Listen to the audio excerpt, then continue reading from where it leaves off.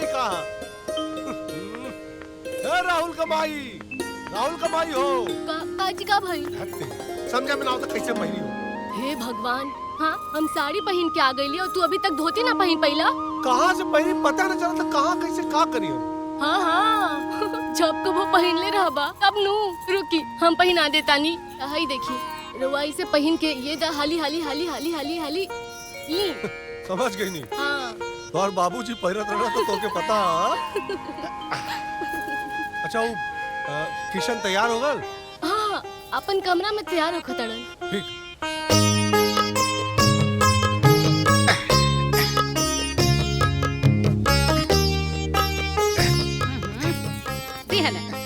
सब कपड़ा पहन ले रहुआ टइये पहने ना आवेला। अरे टाई तो तोरे प्यार के निशानी है, यही खातिर तो तोहरा से बनवावे दी। और प्यार तोहार हमेशा हमरा गला में टंगल रहेला। अरे चली पूजा करे जाए के बा, पिकनिक मनावे ना। अरे हाँ, पूजा के तैयारी हो गई का? हाँ सब कुछ रेडी हो गइल बा और देवर देवरानी पूजा का थाली सजावत हवे। चल चल चल, चल।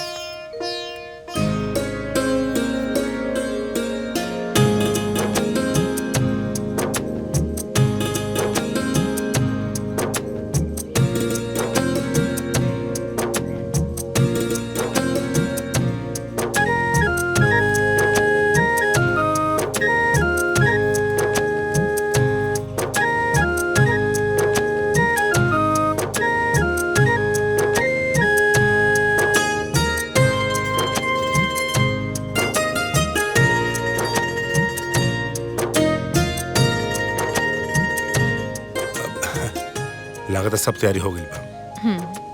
बस में एगो चीज के कमी रह गई बा। का?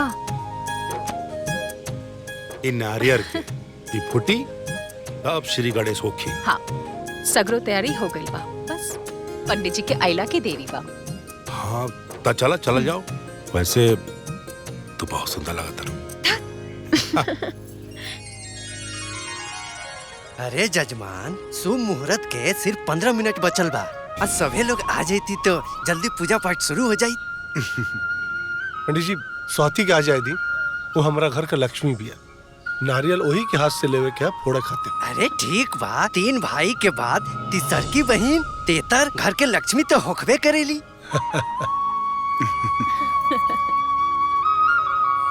पर वो बाड़ी कहाँ?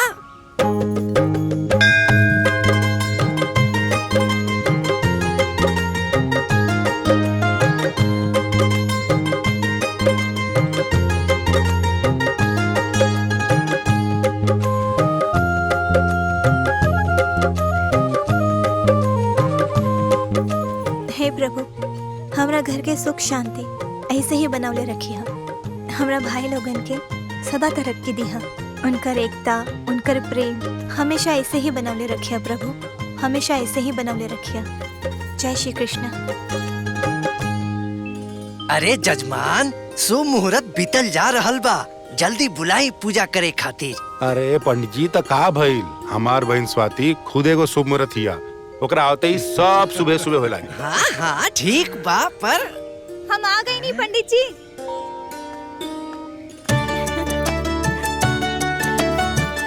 देखिए आ गई। बताइए का करे के बा? पूजा पाठ तो हम सब कर देले बानी, अब बस खाली आप नारियल फोड़ दी बिटिया। ठीक बा भाभी।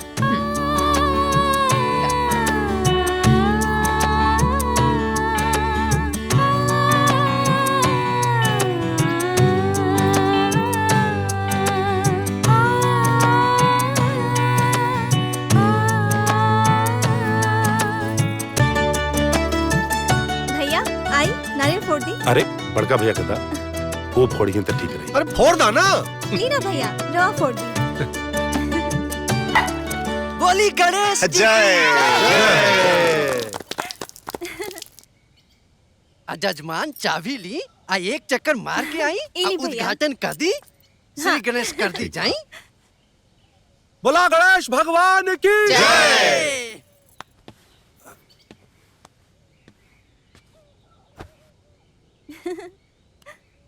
भगवान।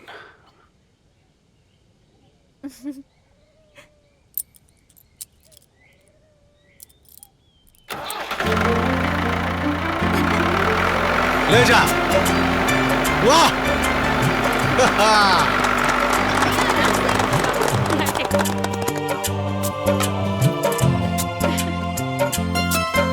खाना खाना चुटकी।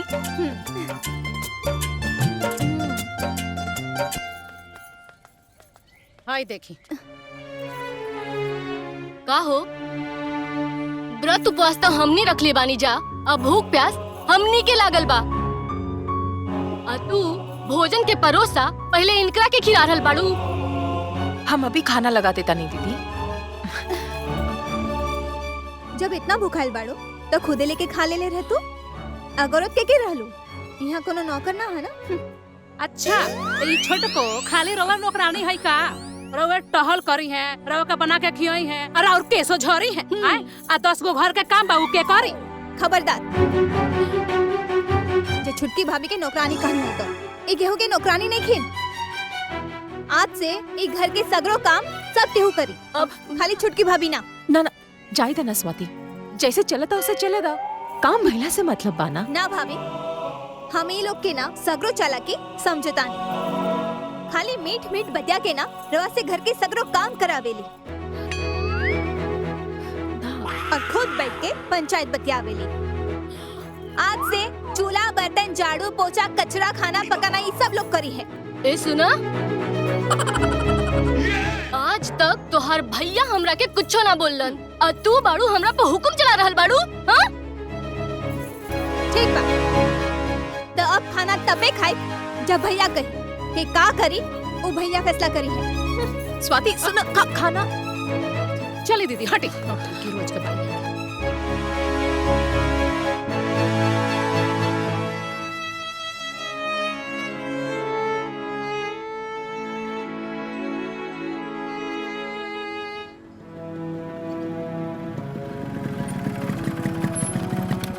पापा पापा बुआ खाना ना खैले बिया। खाना ना खैले बिया? और हमनी के होमवर्क भी ना करेले बाड़ी, और तो और हमनी के पढ़ाईबो ना कैली। स्वाति खाना काहे ना खैलस? बड़की माई से झगड़ा भइल बा। अरे नेहा भी ना। नेहा, नेहा जी बाहर आओ सब लोग। का जी? का कहत बड़ा लड़का लोग? स्वाति खाना काहे ना खैलस? अब सच कहनी हा तो ओकरा के मिर्ची लागल तो हम का करी? मिर्ची लागल ना हुई, मिर्ची तू लगौले होकबू। झगड़ा काय कैलू स्वाति से? अगर तू गुस्सा दिलौलू है तो तू ही जाके मनावा ओकरा के। भैया एकदम सही कहा था। जाई मनाई जाके स्वाति के। हाँ स्वाति खाना ना खाई तो हमनियो खाना ना खाई। जा हाँ कन्हैया ठीक कहा ताड़ा। स्वाति ना खाई तो आज से हमनी भूख हड़ताल करो बस। हाँ क्यों ना खाई खाना? जाके पहले मनावा ओकरा के।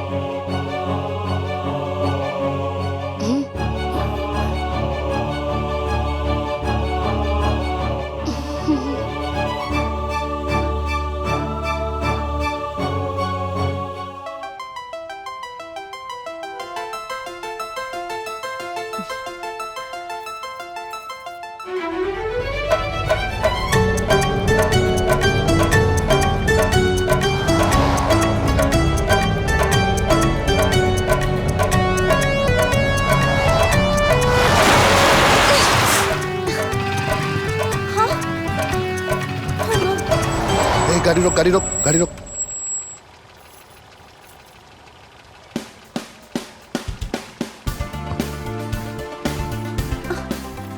अरे यार कैसे गाड़ी चलावा तारे? वो लड़की के सगरो ड्रेस खराब हो गई। जो जाके सॉरी बोलते हैं। ना भैया बहुत गुस्सा में होती है, पकड़ ली तो बड़ी मारी। आई गांव बहुत लखेरा हो, आई गांव वाला आज है ना तो बहुत कुटी, यह कचूमर बना दी। लेकिन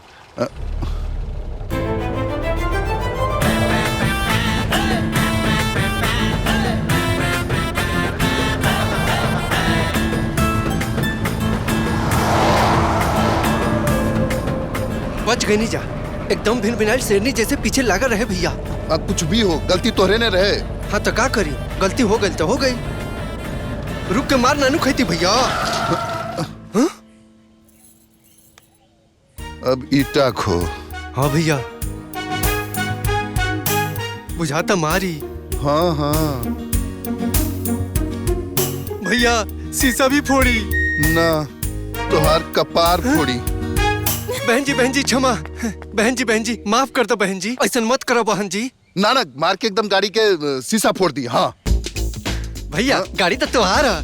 हाँ हाँ तो गलती गाड़ी के बानू। हाँ गाड़ी तो हम चलावत रहनी। हाँ तो मार के एकर कपार फोड़ दी। फोड़ दी एकर कपार। हाँ हाँ ना बहन जी, अगर आँख पे मारम तो काना हो जाए, माथा पे लगी तो पागल हो जाए। मारही के बाना तो चप्पल जूता से मारी ना, हमरा के ईटा से मत मारी। हाँ गलती करके सॉरी बोले की बजाय भागे लगले। तोहरा का बुझाए हम तोहरा के पकड़ ना पाए। हाँ ये बुझाइल रहे एकरा के। हम एकरा के मना कनी गाड़ी रोक, माफी मांग ले फिर जो, लेकिन हमारी बात कहाँ सुनलस, गाड़ी लेके भाग गई। Shut up. हाँ कैसन मालिक बड़ा तू कि एक नौकर तोहार बात नहीं की सुनत। सफाई मत दो, हम सब बुझतानी। ई सब ना तोहरे साजिश बा भगौले भगौला में। हाँ ना चल भाग जा यहाँ से, ये हमार गाँव हो। अगर गाँव वाला की बुलाइब ना तोहरा की मार मार के ना तोहार कार और तोहरा लोगन के ना कचुम्बर बना दी है। अरे ना बहन जी ऐसा मत करी बहन जी, माफ कर दी, हम कान पकड़ता नहीं बहन जी, अब ऐसा गलती कबो ना हुई। माफी मांगता रहो। चलो निकले यहाँ से।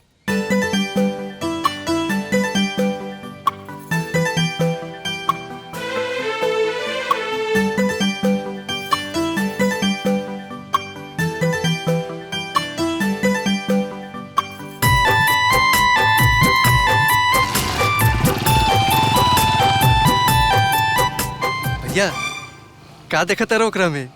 अपन भविष्य जो ना लड़की के हम सपना में देखत रहनी, वो साक्षात आज हमरा सामने आ गई।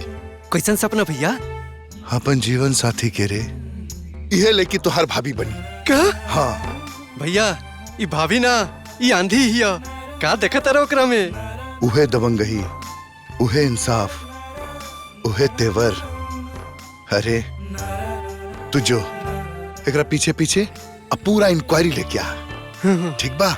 जो हम जाता नहीं ये खुशखबरी अपना माई बाबूजी के सुनावे खातिर कि बहू फाइनल। मम्मी पापा हमरो वालों खातिर बहू पसंद कर ले बनी। हाँ बहू पसंद आ गई? ए जी हजारों फोटो देखला के बाद आखिरकार बहू पसंद करिए लेलस। अरे फोटो में ना माई, हाँ? साक्षात आमने सामने देखा देखी भइल बा।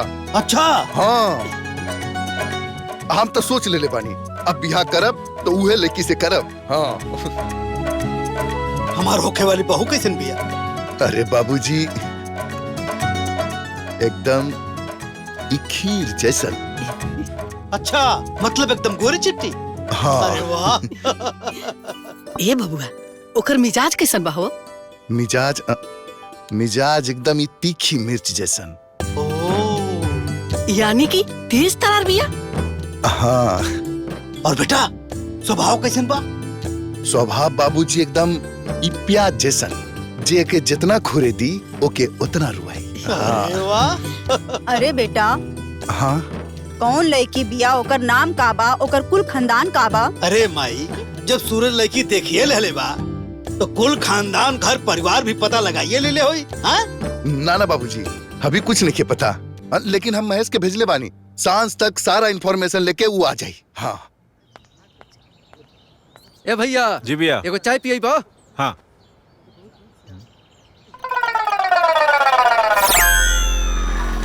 का भैया कौना बैंड पार्टी में रहेला? अरे हम बैंड पार्टी वाला ना है भैया, अरे हम ड्राइवर हैं ड्राइवर। अच्छा। शहर में यह कपड़ा पहन के गाड़ी चलावल जाला। ओहो ड्राइवर हुआ तो एहर कहाँ गांव में भटकत बड़ा?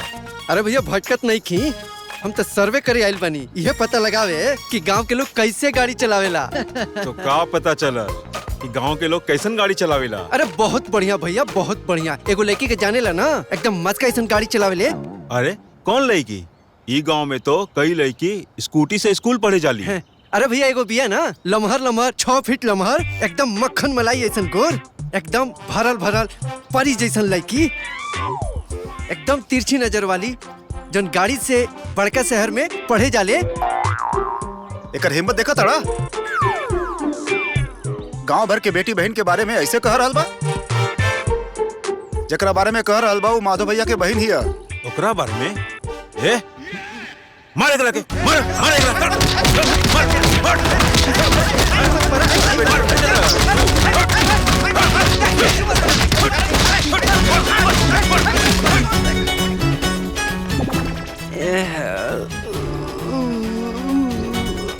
मार खैनी तक खैनी, लेकिन ई पता लगा लेनी कि माधव के बहन स्वाति ही है।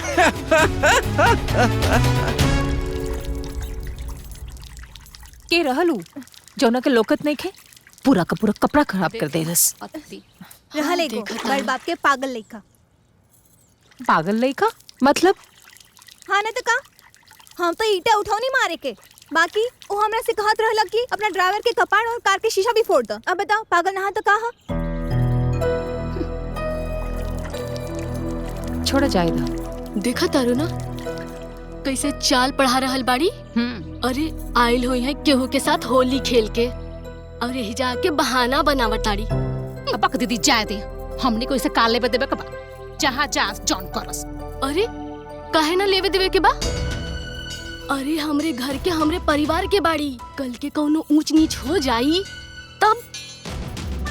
हम जातानी राहुल के पापा से सब बता।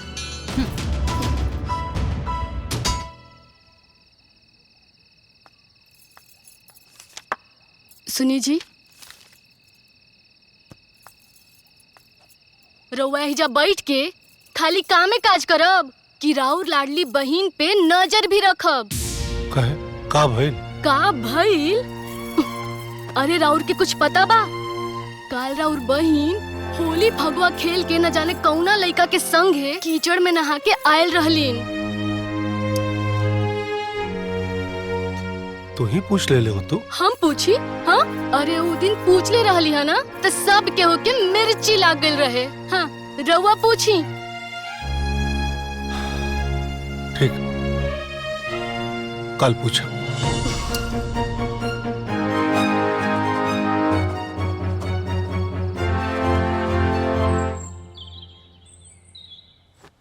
अरे कितना टाइम लगी? जल्दी आओ बेटा। इतना टाइम लगा देना ये लोग। अरे कितना टाइम लगी? अरे जल्दी आओ। जल्दी करा। अरे लेट होता है, इनके स्कूल छोड़ो फिर अपने ऑफिस जा। जो एली प्रसाद ली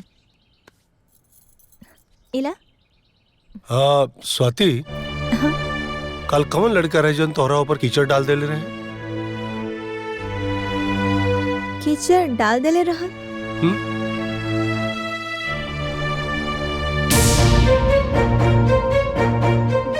भैया केहू के भी कान भरला से ना कुछ भी गलत सोचे की जरूरत नहीं खे।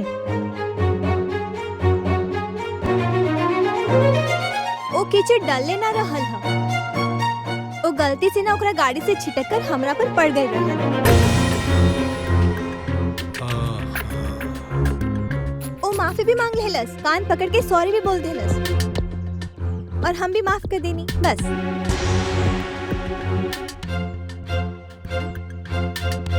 ऐसा हो जाला भैया, कबो कबो ऐसा हो जाला।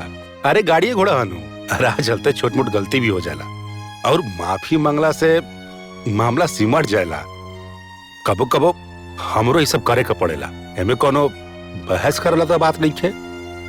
बहस के बात ना कन्हैया, कंफ्यूजन दूर होता।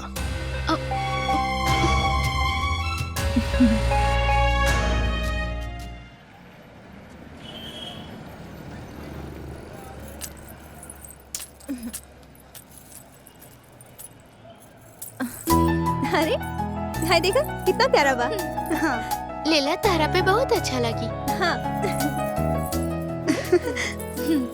ये कितना के बा? 500 रुपया। 500 रुपया? हाँ बहन जी, ये विदेशी झुमका है। अरे तो विदेश में जाके बेचो, इतना महंगा ऐजा कौन खरीदी? ना चाहिए।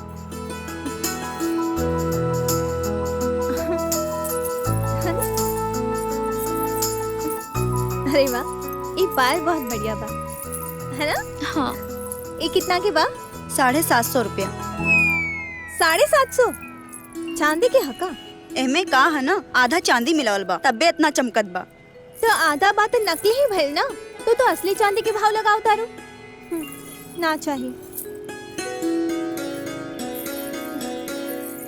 स्वाति, ये देखा कितना सुंदर कंगन बा, तू पहनबू तो बड़ा अच्छा लगी। हाँ, कंगन तो प्यारा बा। ये कितना के बा? 800 रुपया। 800 रुपया?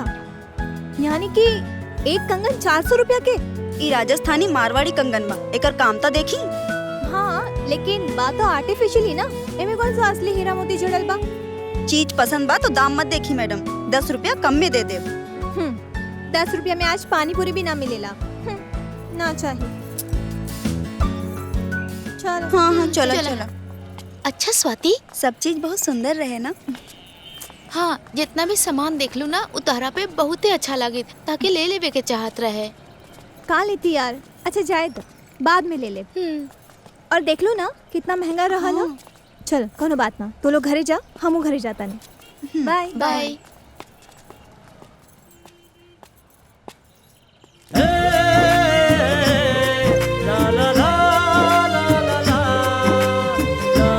आपकी पसंद आपके लिए है।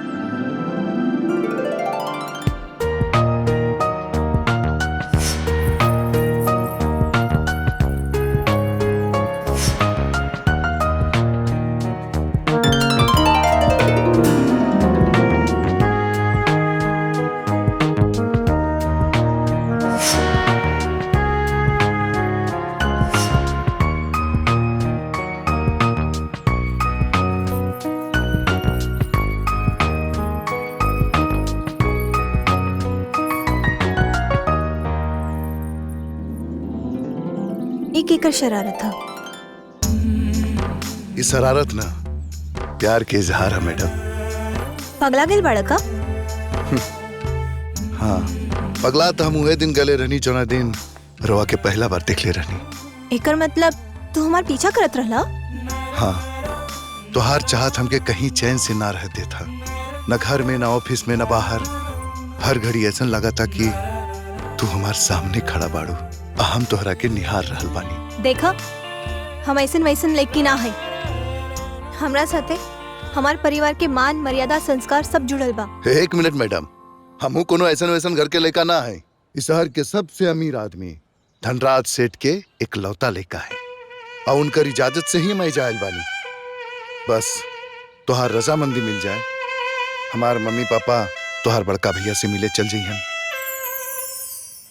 का? हाँ, सैकड़ों लड़कियन के फोटो हमार रिश्ता खातिर हमार अलमारी में पड़ल बा, लेकिन हमार पसंद तू बाड़ू। देखा, हम एगो बिजनेसमैन के लेका है, हम सीधा सीधा बात करे जाना तनी। हो सकेला कि तोहरा के इ तरीका पसंद ना हो, लेकिन हम वादा करता नहीं कि हम जिंदगी में तोहरा के कोनो तकलीफ ना होके देब, न प्यार में न ही खुशी में।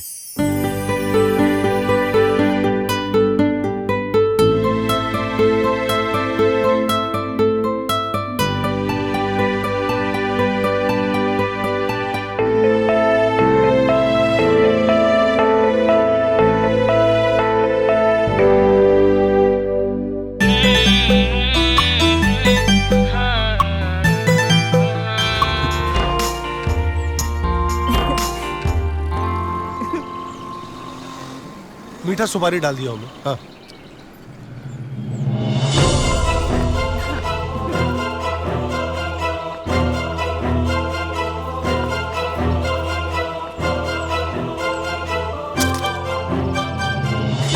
पढ़ाई लिखाई के नाम पे ये सब कर रहल बाड़ू। हमने भरोसा कैनी तोरा ऊपर और तू हमने की पीठ पे छुरा भोंक रहल बाड़ू। आओ ना तका, अरे वो दिन हम सच बोल देले रहनी तो बड़ा मिर्ची लग गेल रहे। सटर सटर हमरा के जवाब देवे लगली। देख किशन, तू ही कहत रहला ना भैया पढ़ावा लिखावा एकरा के। ई दे रहल बानी सबक, ई सीख रहल बानी। अपना बेटी से ज्यादा मन्नी हमने एकरा की। अरे यहाँ के हाथ से मोबाइल और चाबी ले लोगी ना तो पता ना और कौन कौन गुल खिलाए यहाँ के। प्रीति ठीक कहा ताड़ी भैया। भैया हमके कुछ बोले के मौका तो दा, हमारी बात तो सुना। चुप। कोनो मौका कोनो सफाई ना। आज से तुहार पढ़ाई लिखाई बंद। एक बात कान खोल के सुन ला, ये घरे से तुहार पैर अब ना निकली। अरे भैया एक बार स्वाति के बात तो सुनी लोग, सच्चाई का उजारे की कोशिश तो करी। कन्हैया कैसन सच्चाई जौन अपना आंख से देखनी है वो झूठ है। सच्चाई बतावता रहे। अरे ये सब बहस कैला से अच्छा बा इनकर बियाह शादी करके इनका इज्जत से विदा कर दा, ना तो ये हम सबन के मुंह पे करीखा पोत दी है। इनकर मोबाइल, गाड़ी के चाबी सब रखला लोग, और इनकर पैर अबे घर से बाहर तबे निकली जब इनके डोली पे बैठे क्यों। बस स्वाति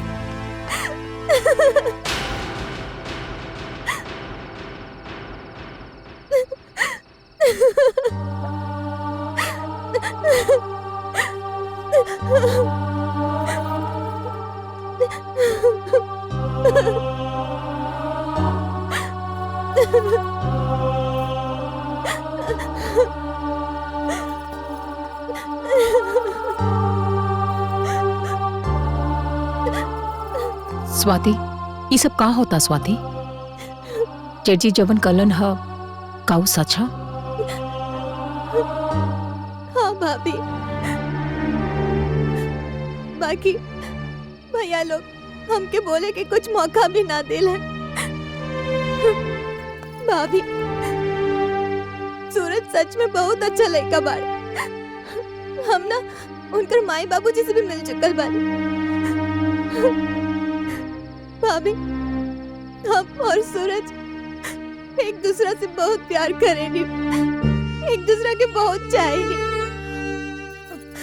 भाभी हम सूरज के बगैर ना रह पाए। तू कुछ कर ना, भैया लोग के समझाओ ना प्लीज भाभी, प्लीज भाभी।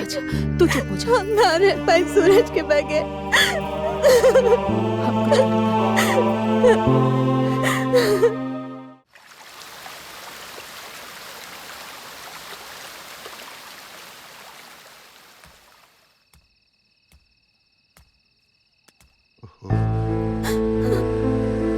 आप जिस नंबर को डायल कर रहे हैं वो इस समय स्विच ऑफ है।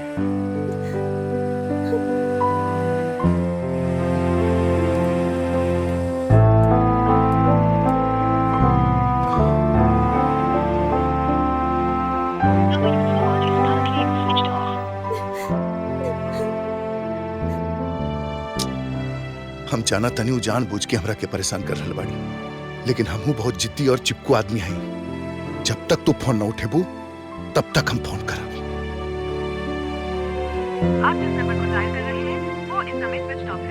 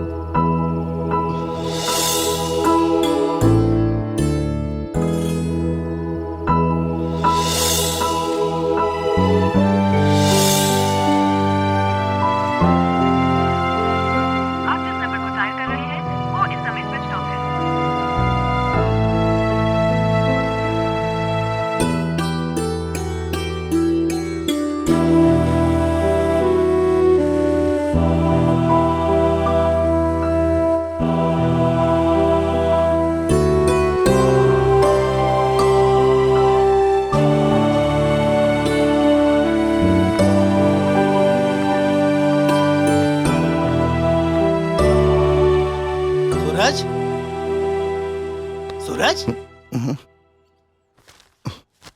क्या बेटा? गुड मॉर्निंग पापा। Very good morning. क्या बात हाँ? रोज सुबह सुबह उठ के जॉगिंग करे जात रहला, जिम करे जात रहला, आज इतने सुबह तक अभी तक सोहले हवा, का बात है? अरे का बताई पापा, रात भर हम स्वाति के फोन करत रहे, बहुत मैसेज कहनी लेकिन एक भी मैसेज के रिप्लाई तक ना आई। पता ना फोन का है बंद बा। अच्छा, अरे तेमन चिंता करे वाली कौन बात हो?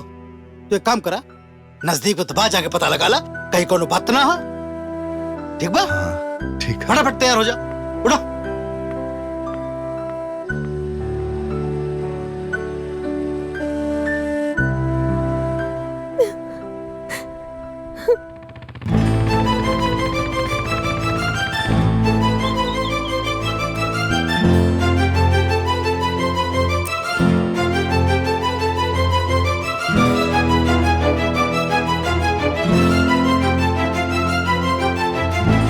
स्वाति, स्वाति, स्वाति, ये तो सूरज की आवाज है। स्वाति,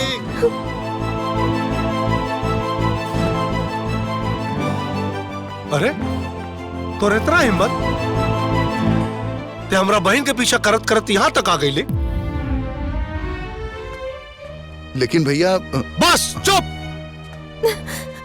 बदतमीज। कन्हैया, यह वो लड़का जो हमनी की बहन के अपना प्यार के जाल में फंसा के ओकर जिंदगी खराब कर चाहता। भैया देखत का बड़ा मारा करा के ना किशन, अपना दरवाजे पे कुत्ता के भी अपमान ना कल जाला। निकल जो बाबू, अगर दोबारा हमार घर तक का इलाका के आसपास भी नजर रह ना, जान से मारते। जो निकल भैया, निकल सूरज, निकल जाओ यहाँ से। ठीक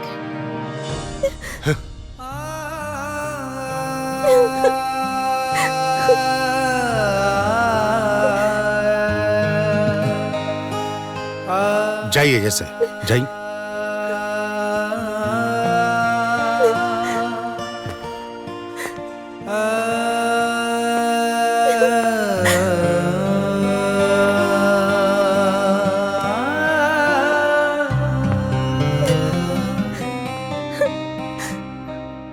सूरज, हाँ भाई बेटा, हाँ बोला, हाँ भाई। पापा वो सूरज, काहे उदास बड़ा? बताइबा कुछ हो? माई वो स्वाति के भैया।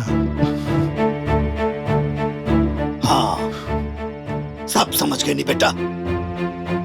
जौना परिवार के मान मर्यादा इज्जत खाते तारा के उनके दरवाजा भेजनी, वह हमारा बेटा के आंख में आंसू दे देलस। धनराज सेठ के बेटा के आंख में आंसू, तो चिंता मत करा, काल हम खुद उनके दरवाजा पे जा बात करे खातिर।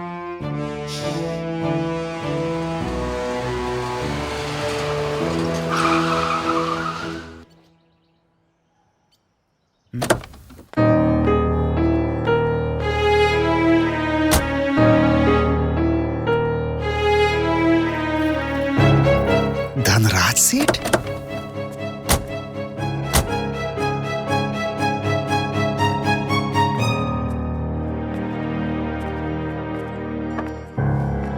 अरे धनराज सेठ यहाँ कैसे?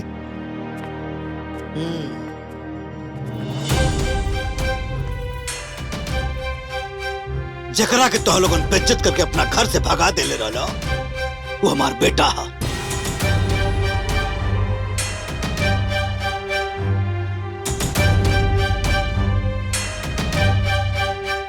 हमरा सगरो दौलत के इकलौता वारिस।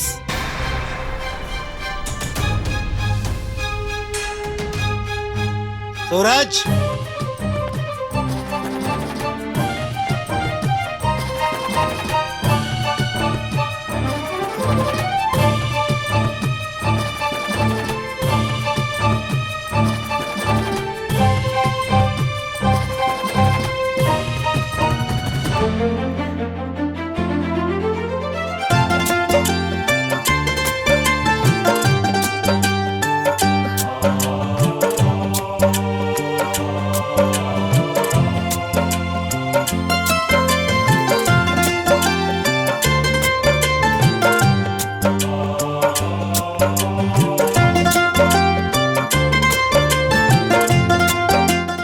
हमरा इजाजत से आयल रहले हवा स्वाति का अपना घर के बहू बनावे खातिर, लेकिन ना तो लोगों ने बेइज्जत करके धक्का मार के हमारे बेटा के घर से बाहर निकाल देला। तो हम लोगों का बहन बहुत भाग्यशाली भी आ, जकरा के करोड़पति धनराज सेठ अपना राजमहल के रानी बनावल चाहता।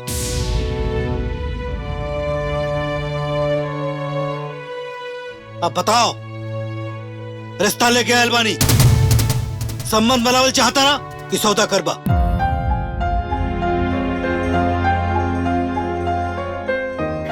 इतना अपमान मत करी सेठ जी, अनजाने में भइल गलती का ऐसा सजा मत दी। अरे हमने तो सपना देखत रहनी कि अपना बहन का शादी बहुत बड़ घर में कैल जाए, लेकिन इतना बड़ घर में हुई ये तब सोचले भी ना रहनी हमने। अब तब हमरा समझा में नहीं क्या होत कि शादी कैसे करब हम। बहुत आसान बा, एक जोड़ा कपड़ा में अपना बहन के विदा कर दा, बारात का खर्चा हम संभाल ले। ना, स्वागत सत्कार तो हमनी खेल जाए, ये हक हमनी से मत छीनी।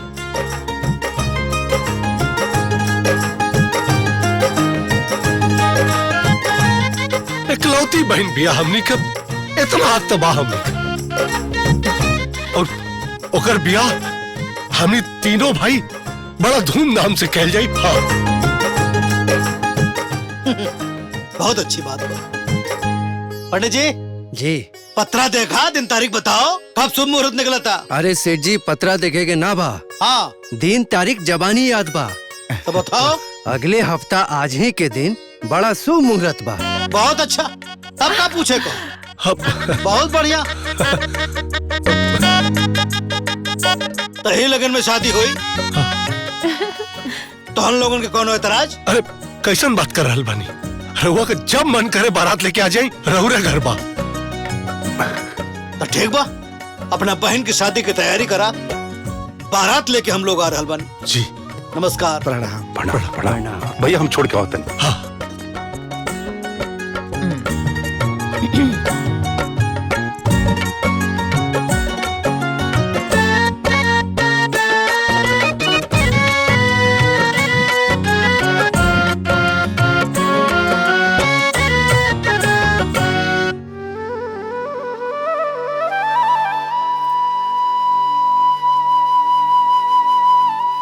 ये देखिए भैया, शुरू से लेके विदाई तक के मोटा मोटी खर्चा 15 लाख आवा था।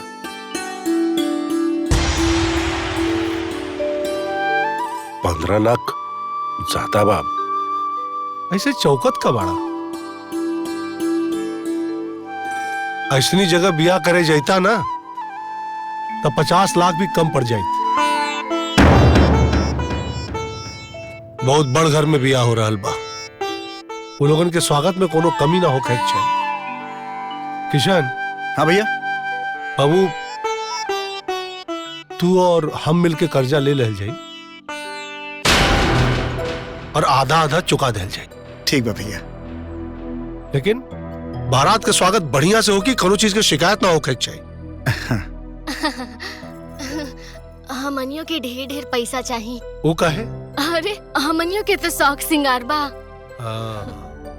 अरे इतना बड़ घर से नंदोई आ रहल बाड़े, पर छावन का टुटपुंजिया होई। भाजी एकदम सही कहा तारी, ये तो मौका बा। स्वाति के बियाह में सारा शौक पूरा करे के। ठीक है भाई, कर लिया। तू लोग भी अपन शौक पूरा कर लिया, जवन लेवे के होई ले लिया। अरे दुद्दू बहन थोड़ी बड़ी, एक का बहन भी है। ठीक है, खुश। इन्हीं चाय हम के दा इधर लाओ।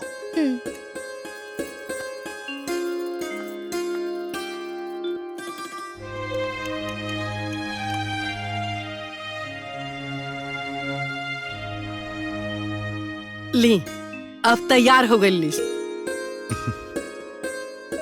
तैयार हो गई। 4 घंटा से तोहार लिस्ट तैयार होत हो। कैसा लिस्ट तैयार हो रहल बा माई? देखा ना बबुआ, सब दुल्हन के जेवर साड़ी ओकर लिस्ट है। अरे बाप रे, इतना साड़ी और इतना जेवर। अरे स्वाति पहनी की शोरूम खोली। अरे बबुआ, महीना में 30 दिन होखेला और साल में 365 दिन। और हम चाहतनी कि हमार पतो जब ये घर में आवे ना, रोज नया नया गहना, नया नया साड़ी पहने।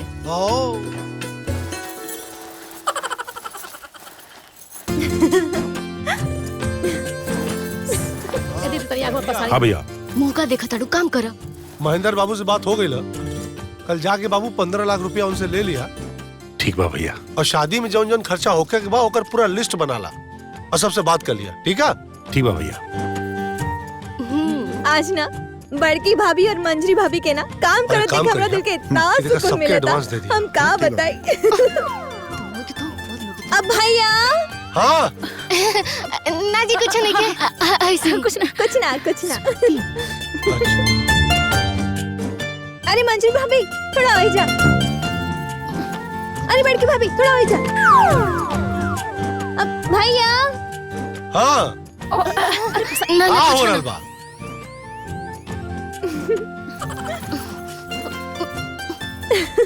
अच्छा एको बात बतावा, शादी के बाद हम सबके भुला तो न जाइबू? ना भाभी, कैसन बात करत दाड़ू? बचपन में हम माई के तना देखनी, लेकिन हमेशा हमार ख्याल तू ही तो रख लो ना। कबो माई बन के तो कबो बड़ बहन बन के। हम तोरा के कैसे भुला जाए?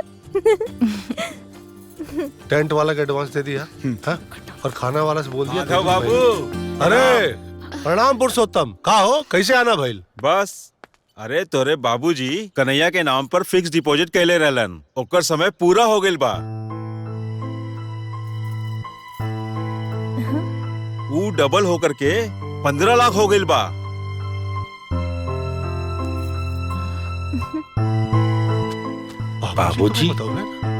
बाबूजी हमारा नाम से पैसा जमा कैले बड़न, हमरा पते नहीं के। और हमनियों के कबो ना बताओ ना कि एकरे नाम से पैसा जमा। अरे तो बता के जमा करते तब ना पता चलत। वो तो चुप्पे जमा करत रहलन। और हाँ, वो कहले रहलन कि ई पैसा सिर्फ कन्हैया के हा। काहे कि हम अपन दुन्नू बेटा माधव और किशन के पढ़ा लिखा के उनका नौकरी लगवा देनी।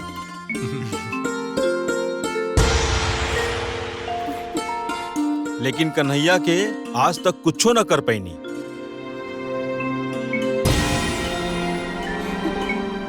यही से ई पैसा पर सिर्फ और सिर्फ कन्हैया के हक बा। बढ़िया सोचले रहने बाबूजी, कन्हैया खातिर। ई रहल बाबू डिमांड ड्राफ्ट कन्हैया के नाम से। वो जब चाहे तब ई पैसा निकाल सकेले। भैया हमनी के बाबूजी कितना महान रानी, देखी ना हमनी के तीनों भाई के जिंदगी संवार देलन और हमनी के सुख सुविधा खातिर ये सब इंतजाम भी कर देलन। लेकिन भैया ई पैसा पर सिर्फ हमारा अधिकार ना, आप दोनों भाई के साथे साथे स्वाति के भी अधिकार होके के चाहिए।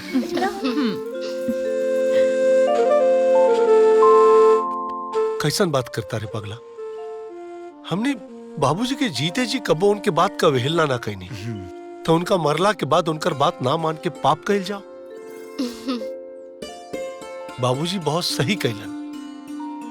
ए रुपया पे सिर्फ तोहार हक है, काहे कि हमने तो नौकरी कर रहे मानी जा। ले ये तोहार है भैया।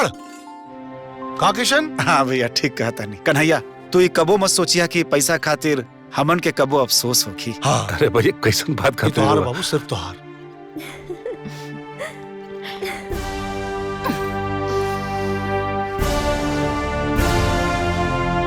ये तू का कहता रू नेहा? हम बिल्कुल ठीक कहतानी। अरे यही नाते हम सब केहू के एहिजा बुलावले बानी ताकि सब केहू के बुद्धि खुल जाए। इनमें बुद्धि वाली कौन बात बा? है? वो पैसा कन्हैया का है। सिर्फ कन्हैया के कैसे हा? तू लोगन अपन माई बाबूजी के औलाद ना बाड़ा, हाँ? खाली कन्हैया हा। और अगर पैसा देवे के ही रहल तो अपनी बेटी के देके गई रहती, खाली कन्हैया के काहे के देके गईलन? हाँ, सब कन्हैया के नामे लिख के चल गए। अब बेटी के नामे का गइल बन? अगर बेटी खातिर ना देले बाड़ा तो बेटी के ब्याह करावल हमनी के फर्ज नहीं का? अब का कर्जा लेके ब्याह शादी होई? अरे शादी ब्याह कर्जा लेके सारा कमाई चल जाई हमें, और 15 लाख लेके कन्हैया मजा करी मजा। हाँ दीदी, पैसा ना दिया। अरे जब घर में पैसा बढ़ ही बा त कर्जा काहे कढ़ाई? हाँ। अरे हमनियों को तो अपन लड़का फेंका पड़े सन, ओकनियों को तो भविष्य देखे के बा। और 15 लाख रुपया के ब्याज भरते भरते तो हमनी के सब तनख्वाह में उड़ा जाई। भैया, हमने तो जोश जोश में हाँ कह देनी जा। महीना के 75,000 ब्याज में जाई। ए तरह से हमन दोनों भाई के महीना के पूरा कमाई सिर्फ ब्याजे में चल जाई। तो कहल का चाहता रहा किशन? उनकरा के जो कहे के रहल ना उ कह देनी। अरे उ तो होश में आ गई नी, और रउओ भी होश में आ जाई।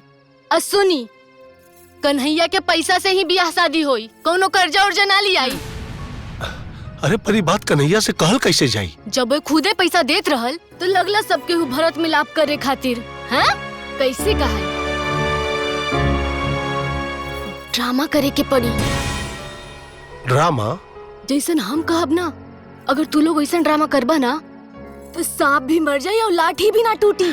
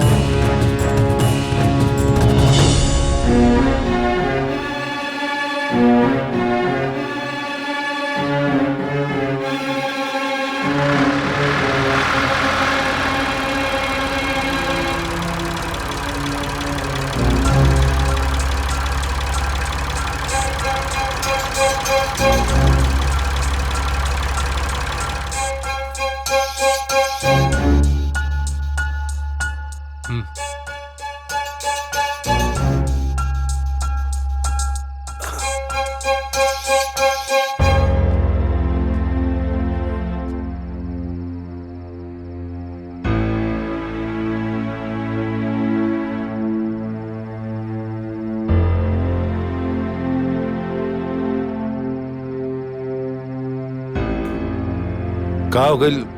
सब केहू उदास बैठल बा।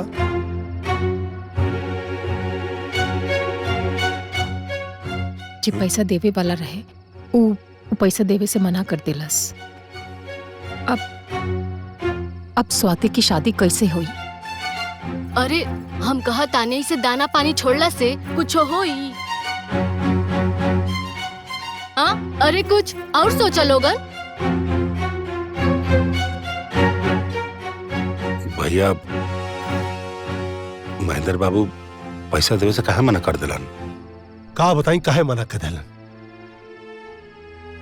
अरे उनके सामने हाथ जोड़नी, पैर पड़नी उनकर, अपना बहन के ब्याहे का वास्ता देनी, लेकिन ना मनने। हमनी के महीना के 10% देवे खातिर तैयार हो गए नीचा। भले महीना के 1.5 लाख भरती, लेकिन वो तैयारी नहीं किया होता। अभी समझ में नहीं किया हुआ था कि कहाँ जाएं और कैसे इज्जत बचाएं। कहीं गईला के जरूरत नहीं किया, ना ही केहू के सामने हाथ फैला के गिड़गिड़ावे की जरूरत बा। हाँ, अरे इज्जत गईला पे कहीं इज्जत मिलेला? अरे तो राहुल का मम्मी कैसे इज्जत बची?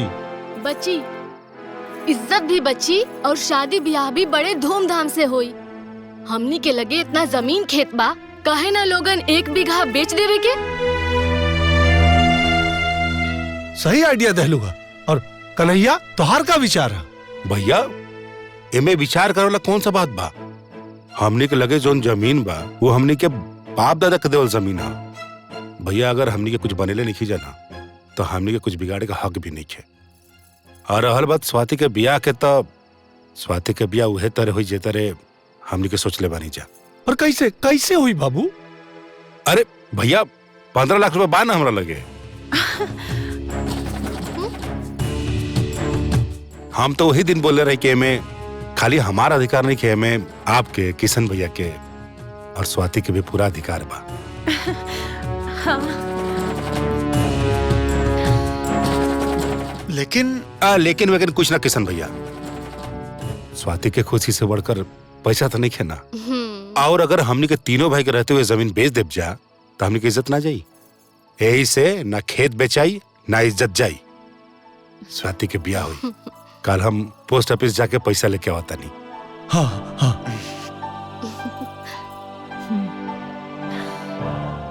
स्वाति अब तो हंसदा न तू।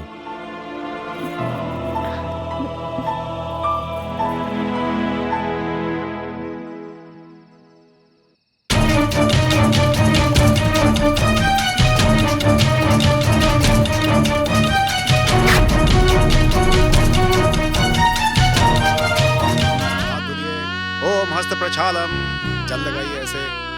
ओम केशवाय नमः, ओम माधवाय नमः, ओम ग्राम देवताभ्याय नमः, ओम स्थान देवताभ्यो नमः, ओम वास्तु देवताभ्यो नमः, ओम सर्वेभ्यो देवेभ्यो नमः। हाथ जोड़िए ऐसे। ओम सर्वमंगल मांगल्ये शिवे सर्वार्थ साधिके शरण्ये त्र्यंबके गौरी नारायणी नमोस्तुते वक्रतुंड महाकाय सूर्यकोटि समप्रभा निर्विघ्नं कुरु मे देव सर्वकार्येषु सर्वदा। ओम मंगलम भगवान् विष्णु मंगलम गरुडध्वज मंगलम पुंडरीकाक्षाय मंगलाय तनों हरि।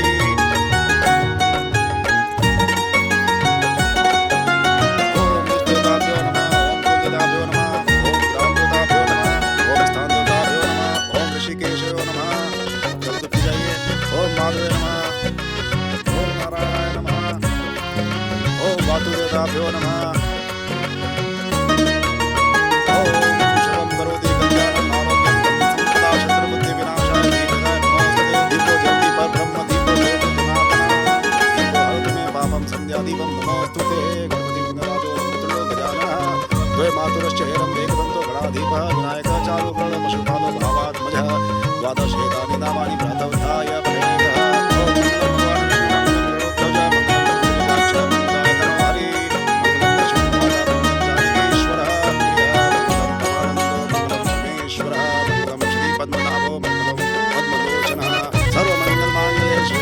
साधिके शरण्ये त्र्यंबके गौरी नारायणी नमोस्तुते। ओम ओम ओम वक्रतुंड महाकाय सूर्यकोटि समप्रभा निर्विघ्नं कुरु मे देव सर्वकार्येषु सर्वदा। विघ्नेश्वराय वरदाय शिवप्रियाय लंबोदराय विकटाय गजाननाय नागाननाय श्रुति जग विभूषिताय गौरी सदाय गणनाथाय नमो नमस्ते। सर्वदेव विघ्नराजो लंबोदराक्ष मंगलाय तनो हरि मंगलम लक्ष्मण भ्राता मंगलम जानकीश्वरः दीपो हरतु मे पापं संध्यादीपं नमोस्तुते। राजो लक्ष्मणो गजाननः।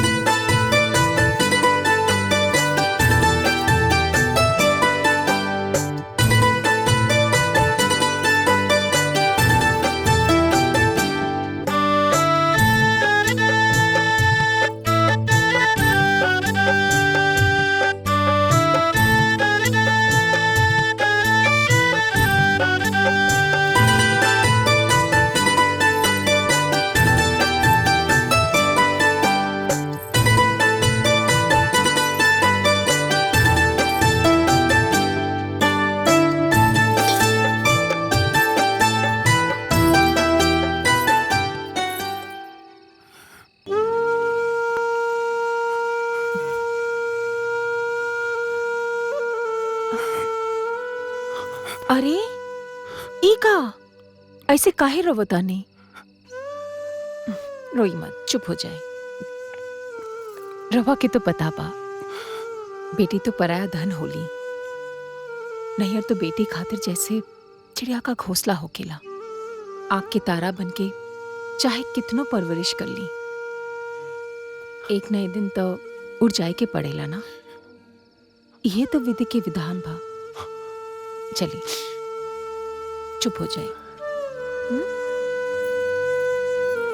बिलक बिलक कर रोवत रहे। ऐसा लगल कि अब करेजे फाट जाए। देखा ना, ओकरा गिला से ही घर कितना सुना लगा था। और अगर भैया को क्या बोला वो तरह की भैया भैया कहा तरह है, पता ना मुझे कोई सुनो। अरे तो कौन वन में थोड़ी ना गई बाड़ी, राजमहल में गई बाड़ी। राजमहल और ऐसे रोला के बजाय ओकरा के आशीर्वाद दी कि अपन ससुराल में हमेशा खुश रहे। चली अब चुप हो जाना तो हम रो दे।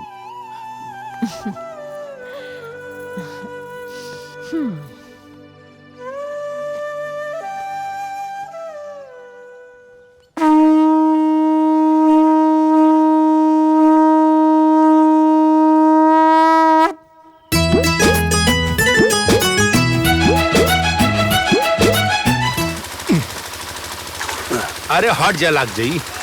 का जी देखी ना ई पंपिंग सेट से पानी कुछ कम आवता।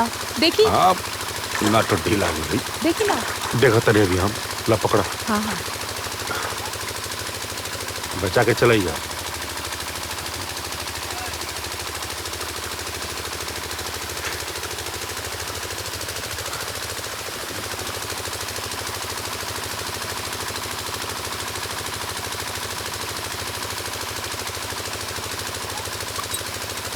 ना ढीला भइल बा,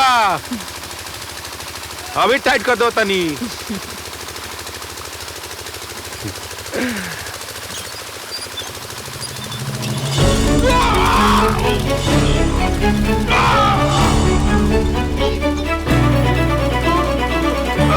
गुड़िया के पापा।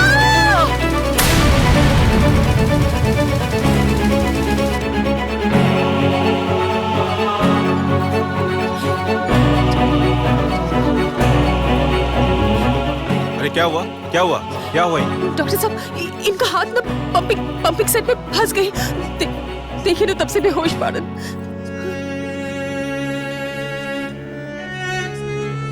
ये इमरजेंसी केस है, ऑपरेशन करना पड़ेगा। जवन करके बा करी डॉक्टर साहब, बस इनका के बचा ली डॉक्टर साहब। पहले मरीज को एडमिट तो करवाइए और डिपॉजिट भी जमा करना पड़ेगा। हाँ ये इमरजेंसी केस है, ऑपरेशन करने के लिए बड़े डॉक्टर को बुलाना पड़ेगा और उसके लिए 5 लाख रुपए भी भरना पड़ेगा। 5 लाख?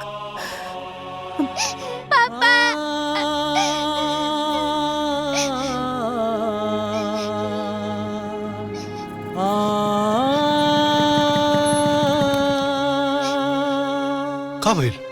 मंगरुआ आइल रहे, कहत रहे कि कन्हैया के हाथ मशीन में कुछ आ गइल बा और सबके ओकरा के हॉस्पिटल ले गइल बा, काहे से बेहोश हो गइल बा। कौन हॉस्पिटल में? हमने के का मालूम। अरे हमने के तो घर में रहनी हसन, खेते में से पता ना कौन हॉस्पिटल में उठा के लोग लेकर गइल हालो। पता नहीं क्या नंबर। हेलो भैया हम राधिका बोले तारी भैया। हाँ, राधिका तू कहाँ बाड़ू और कन्हैया कहाँ? भैया हम अस्पताल से बोले तारी, इनकर हालत बहुत खराब है भैया।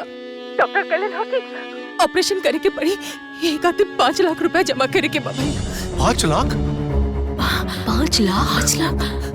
हाँ भैया, यहाँ बिना पैसा के इलाज नहीं, कुछ करी ना भैया, कुछ कर, इनका के बचा ली भैया। राधिका तू टेंशन मत ला, पैसा का इंतजाम हो जाए, डॉक्टर से कहा ऑपरेशन शुरू करें। ठीक है भैया। डॉक्टर साहब आप ऑपरेशन की तैयारी शुरू कर दी, हम पैसा जमा कर दें। चले की पड़ी। ए जी वादा तो कर देला, कहाँ से आई 5 लाख रुपया और के दी इतना हाली? हाँ? अरे भाई हूँ हमार। अरे भाई हवन तो हाथ गोड़ संभाल के नु काम करे के चाहिए। करे के हूँ भरे के हूँ, जाके दिखाओ उनका घर में पैसा वैसा नहीं खेबा। चल। अरे तब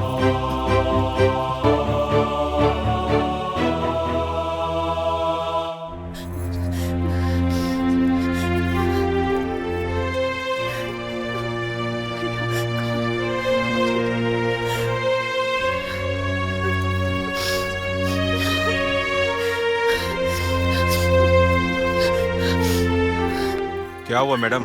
डॉक्टर साहब देखिए 5 लाख रुपए बहुत बड़ी रकम होती है, इंतजाम करने में टाइम लग सकता है और इनकी हालत बहुत गंभीर है। अगर पैसे का इंतजाम नहीं हो पा रहा है तो यहाँ से कुछ दूर पर सरकारी हॉस्पिटल है, आप वहाँ लेके जाइए इनको दिखाने। डॉक्टर साहब एक बार फिर से फोन देना। हाँ। ये लीजिए।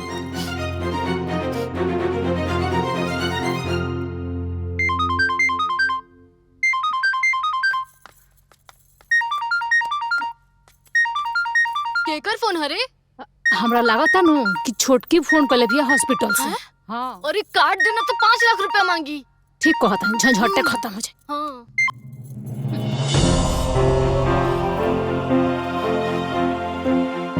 देखिए, वक्त मत गंवाइए।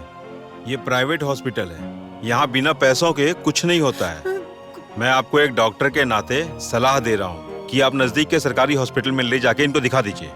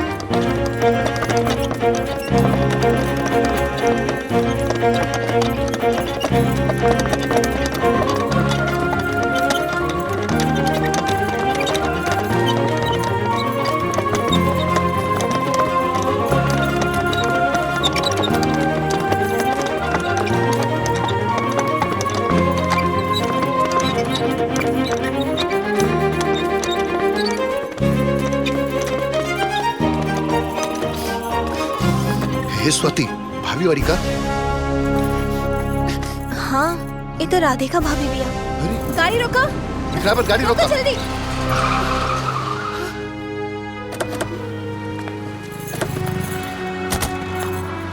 भाभी।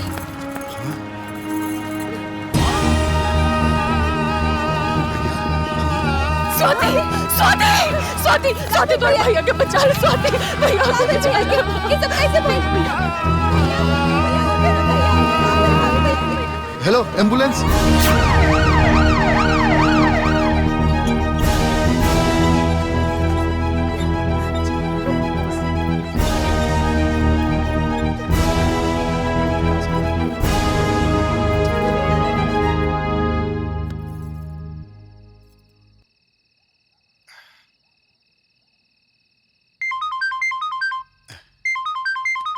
स्वाति। हाँ स्वाति। हेलो भैया, कहाँ बाड़ा लोगन? यहाँ कन्हैया भैया की हालत इतना सीरियस बा और और लोग के पता ही नहीं खे। अरे वो पैसा के इंतजाम में लगल बानी हमनी जा। वो डॉक्टर 5 लाख मांगले है ना। यहाँ सब इंतजाम हो गए बा, रोज जल्दी आई। कन्हैया कहाँ बा? ऑपरेशन थिएटर में, जल्दी आई। ठीक, हमने आ रहल बानी। काबिल भैया, कन्हैया ऑपरेशन थिएटर में बा और स्वाति कहत रहे कि पैसा का इंतजाम हो गइल बा। हमने के जल्दी हॉस्पिटल चले के पड़ी। चल।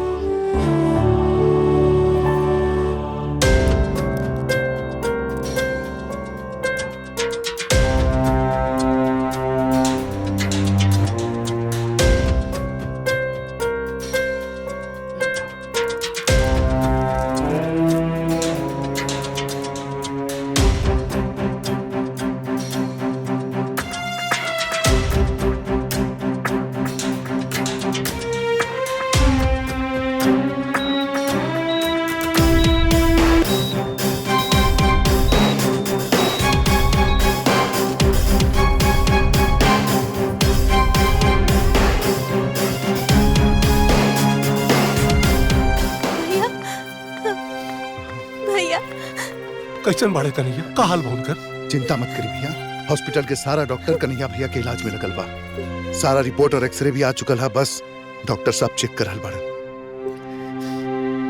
डॉक्टर साहब, कैसी तबीयत है? क्या रिपोर्ट है? रिपोर्ट तो सब नॉर्मल है सर, बस एक प्रॉब्लम है। क्या प्रॉब्लम है? कन्हैया जी का हाथ काटना पड़ेगा।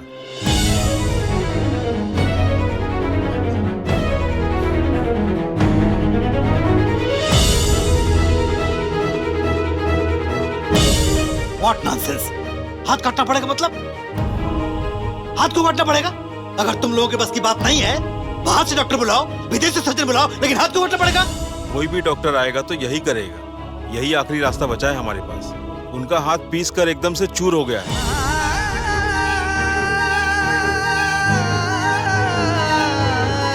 कोई ऐसी हड्डी नहीं बची है जिसको हम लोग जोड़ सके।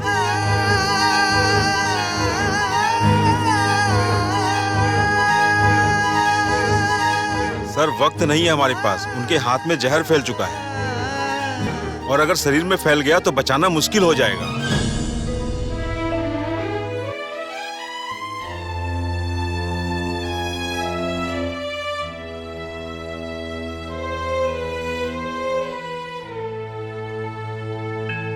सर, सोचने विचारने में वक्त मत गंवाइए। आप लोगों को फैसला लेना है। मरीज का एक एक पल बहुत कीमती है, उनकी जान जा सकती है।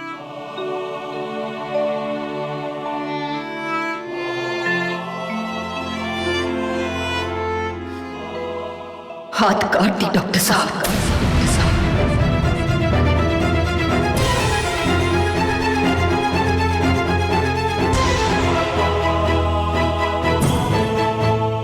भाभी, हाँ ननद जी, कम से कम हमारा सुहाग तो सलामत रहे, हमारा आगे के सामने तो रही ना।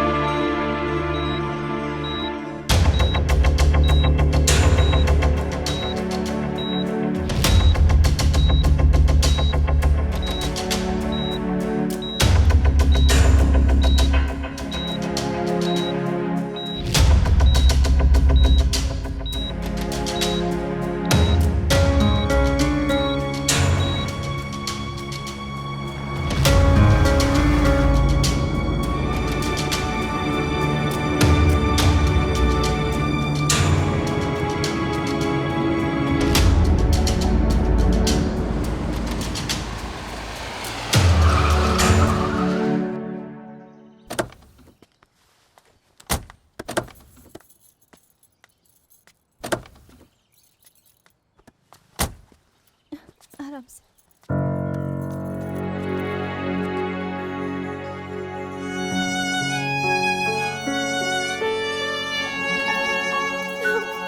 भैया, घायल होता स्वाति, कब? ए स्वाति, कहाँ रोतर रे पागल? एक हद की तोर भाई के हाथ कट गई। ये सोच कर रो तारो कि हमारी जिंदगी कैसे कटी। ए पागल, है देख, हमार दोनों बड़का भाई के रूप में ना हमार 4 गो बाँ खड़ा बा।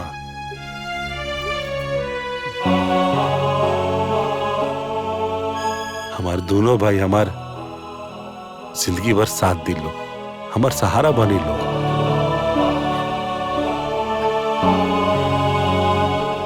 कबो भी कोनो बात के तकलीफ ना होके दिलो। मत रो रे पागल।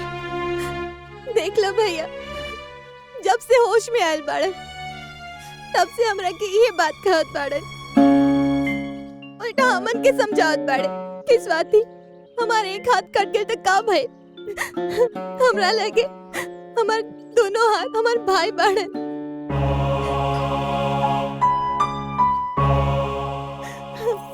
भैया, कन्हैया भैया के विश्वास कब टूटे मत दिया, हमेशा उनकर सहारा बन के रहिए। पगली कैसन बात कर रहल बाड़े? चुप, एकदम चुप। अरे सब भाई है वो हमार, खून हमनी का। हमनी के ओकरा के कोनो तकलीफ कब्बो ना होके दे। मत रो, चुप। स्वाति, कन्हैया के कबो हम विश्वास ना टूटे थे।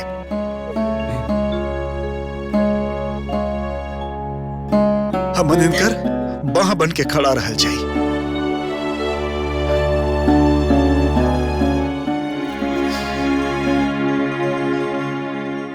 देख लो स्वाति, मार बड़का भैया लोग ना राम और भरत है लोग।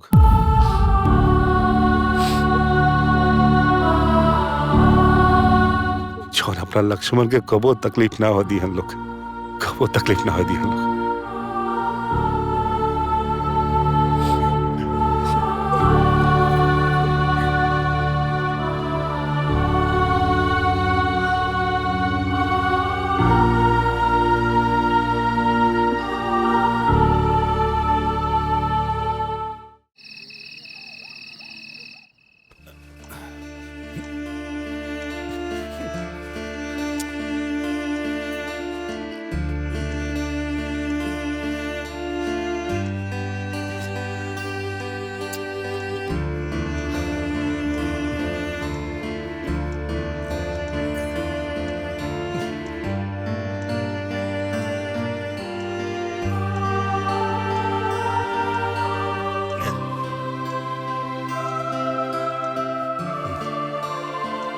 जब से हमार हाथ कटल बा हमर जिंदगी नरक हो गइल बा।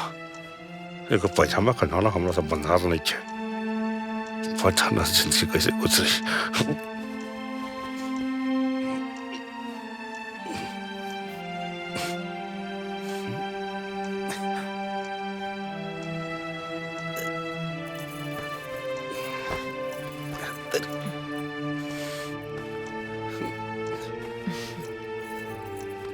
एक हाथ से पैजामा के नाड़ा कैसे बंधाई जी?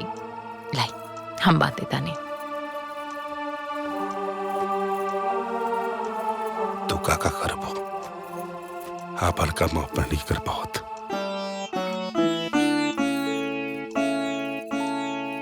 निराश काहे होता नहीं जी?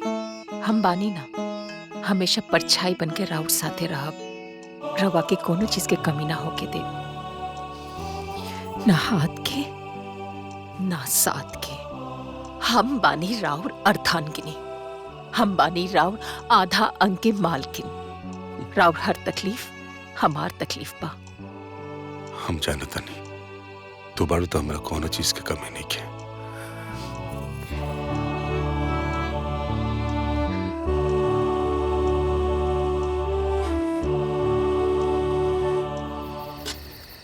ई लिखा हाँ।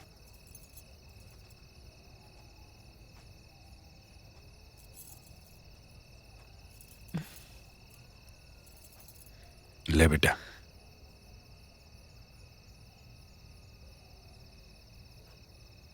जानता नहीं कबो कबो ना हमके बहुत चिंता होला। भगवान हमके अभी ये दिन दिखा देलन, हमके लाचार बना देलन।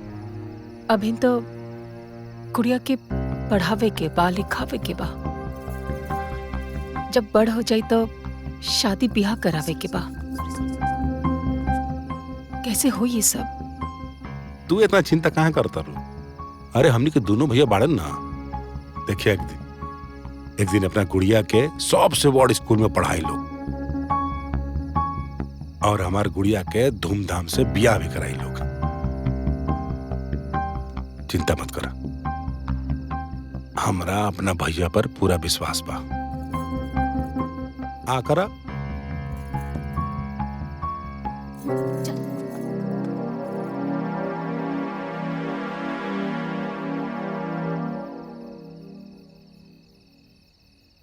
अरे ऐसे का दिखत बड़ा लोगन? हम अपना कान से सुन के आई नहीं। हम सच कहता नहीं करे। हम सुननी हो दीदी, बिल्कुल सही कहता नहीं। तो का करी जा? भाई है कन्हैया हमनी के, अगर वो विश्वास जतावता हमनी पे तो गलत बा। भरोसा नहीं की करत, विश्वास जतावता, ताकि जिंदगी भर हमनी के कपारी के बोझा बन के रहे के प्लान बनावता। आज अगर हमनी के बात समझ में ना आई ना तो काल ओकरा के एक एक चीज पूरा करे के पड़ी। अरे उनका लड़का बच्चा के ब्याह शादी पढ़ाई लिखाई सब पूरा करे के पड़ी हमनी के। और तो और उनकर 15 लाख रुपया भी लौटावे के पड़ी। गांव के लोग, मुखिया, समाज लागी लोग कहे कि अब तो अपाहिज हो गइल बा, ओकर पैसा है तो लो, फिर का करम सा? मुंह बना के देवही के पड़ी। अब सोचा तू लोगन कि आपन बेटा बेटी के पढ़ावल लिखावल जाए कि शादी ब्याह करावल जाए कि उनकर।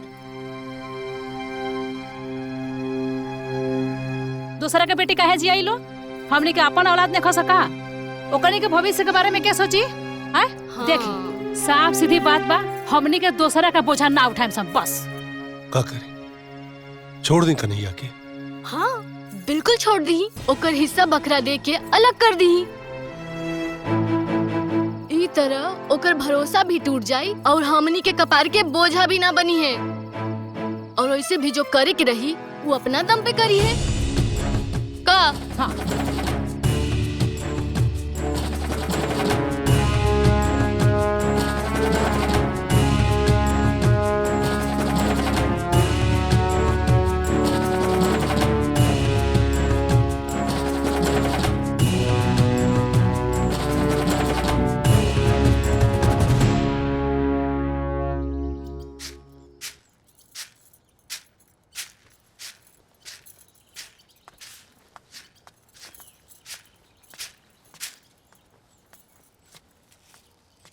ले चाय भैया के।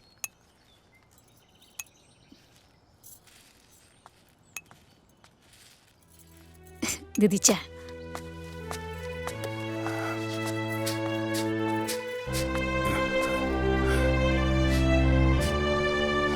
भैया लोग आज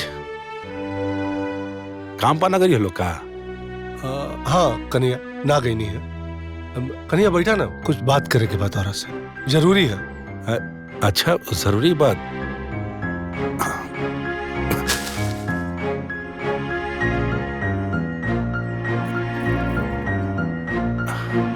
हमरा से बात करे के बा। ऐसन कौन बात बा जेकरा खातिर वो लोग काम पाना गई नहीं है। हमने देख रहा बानी कि तू इतना बढ़न खेती अकेले संभाला तारा, इतना मेहनत करता रहा, परेशान होता रहा। ये सब देख के बाबू हमनी के बहुत तकलीफ होता। अरे भैया में तकलीफ वाला कौन सा बात बा। अब तो हम अकेले भी नहीं खी, राधिका हमारे साथ दवतरी। जानता नहीं अब तो खेत के मेड़ भी बना लो तरी कुदार से, ट्रैक्टर खुद चलावा तरी, पंपिंग सेट भी चालू कर लो तरी। अब तक यह बात के तो तकलीफ बा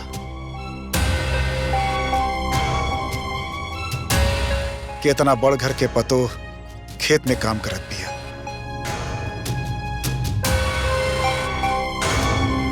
कुदाल चलावत बिया, खेत जोतत बिया। इस सब से हमन के बदनामी होत बा। भैया में बदनामी वाला कौन सा बात बा।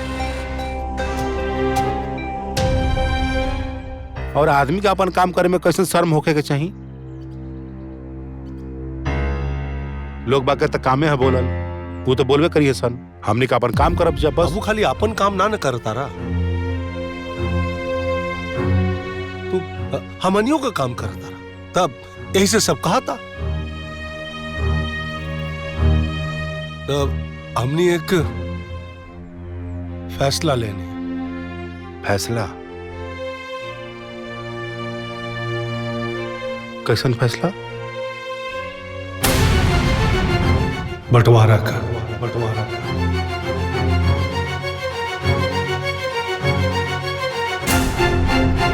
बंटवारा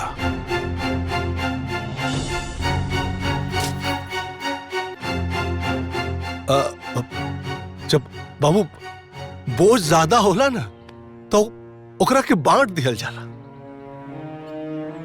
ताकि एक इंसान पे बोझ कम पड़े। इससे हमने चाहता नहीं कि खेती का बंटवारा हो जाए ताकि तोरे ऊपर कम बोझ पड़े। हाँ कन्हैया, खेत के 3 टुकड़ा कर देहल जाए।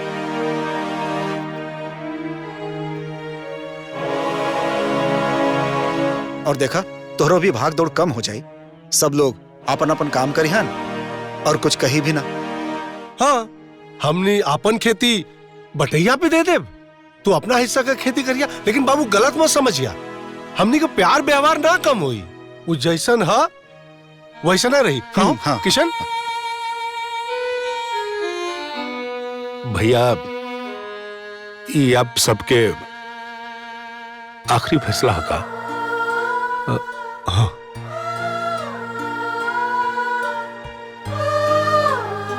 ठीक बा भैया, आप लोग हमरा से बड़ बनी, हमरा से ज्यादा पढ़ा लिखल बानी, हमरा से ज्यादा दुनिया भी तो देखले बानी। जो करब अच्छे ही करब। आप लोग सपना देख रही हम कि मरते दम तक हम तीनों भाई एक साथ रहब,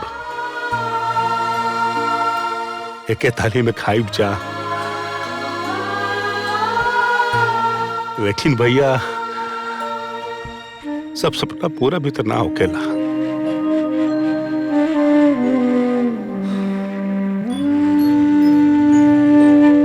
ठीक बा, जॉन आप सबके अच्छा लगे।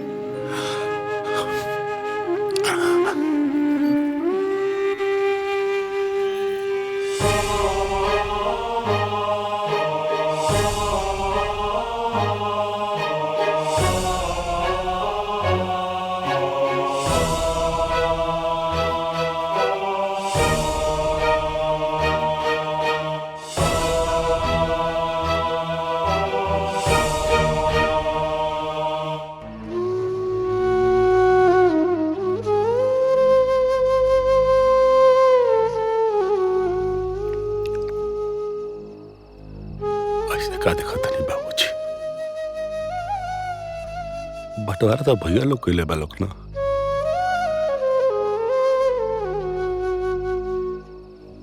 हम तो वही फर्ज निभावत नहीं जोन और वो हमरा का सिखा के गई रहनी, और आगे भी हमें कुछ छोट भाई के फर्ज निभावत रहा। हमार का बा बाबूजी, घर के जगह झोपड़ी मिली ना, हम वहीं में रह ले। खेत के जगह बंजर जमीन मिली ना तो ओकरा भी जोत ले, हम जी लेम बाबूजी। लेकिन अपना भैया लोगों से कबो कोनो शिकायत ना करो, कबो शिकायत का मौका ना दे।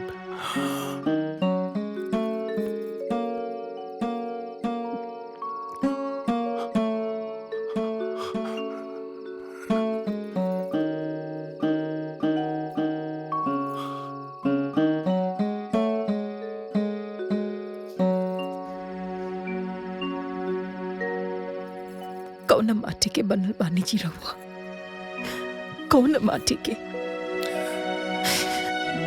भैया लोग कौन फर्ज निभावत आड़न ये हम अच्छी तरह जानता नहीं। रोर हाथ करके हमने के जी के पैसा खत्म हो गए यही से। लेकिन रहुआ अपन फर्ज निभावत नहीं। साचो रहुआ इंसान ना देवता बानी, देवता। बहुत अभागा बाजी वो लोग जे अपन देवता जैसे भाई के अपना से अलग करता। बहुत अभागा बा।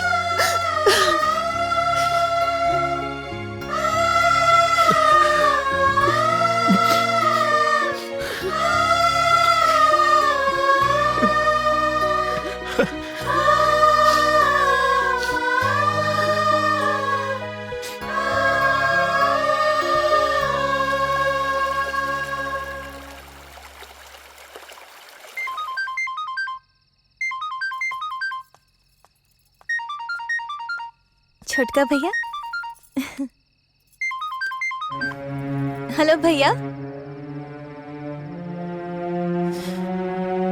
भैया ना तुहार भाभी। भाभी का बात बा, काहे रो ताड़ू? यहाँ बंटवारा होता स्वाति। भैया लोग हमनी के अलग कर ताड़न। का? लेकिन काहे? पता ना, हमके कुछ समझ में नहीं क्या आवत कि हम कहाँ जाए। तुम्हारे भैया के हाथ कटा गए, हमने के बेसहारा हो गई बानी स्वाति। के बनी हमने के सहारा बतावा। चुप हो जा भाभी, रो मत। भैया कहाँ बाड़े? वो बाहर गई हवन। बड़ा दुखी बाड़न स्वाति, खाना तक नहीं के खाइलन हम। बिहाने पंचायत जुटे वाला बा। अब तू ही बतावा हम कैसे समझाई तोहर भैया? कहाँ कही उनका से? रो मत भाभी, चुप हो जा। हिम्मत से काम ला और भगवान पे भरोसा रख, कुछ ना होए। और भैया के समझावा। हमके तो खुद समझ में नहीं आवत कि हम उनका से का कही। जब वो बिलक बिलक के हमसे पूछत रहत कि राधिका साचो हमार घर बार 3 हिस्सा में बटा जाए, खेत सब अलगे हो जाए। अब तू ही बतावा स्वाति, हम उनका से का कही, कैसे भरोसा दिलाई?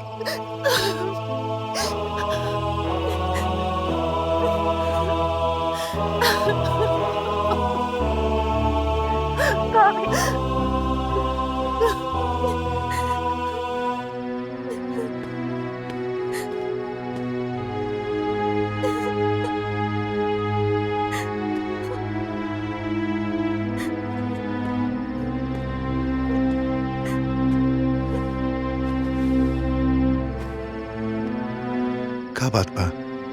ऐसे काहे रो रहल बाड़ू? केहू कुछ कहलस का? राधिका भाभी के फोन आयल रहे। बड़का भैया लोग बंटवारा की बात करत ताड़े। कहाँ? कन्हैया भैया के वो लोग अलग करत ताड़े। देखनी है ना, वो दिन कितना विश्वास दिलावत रहलन।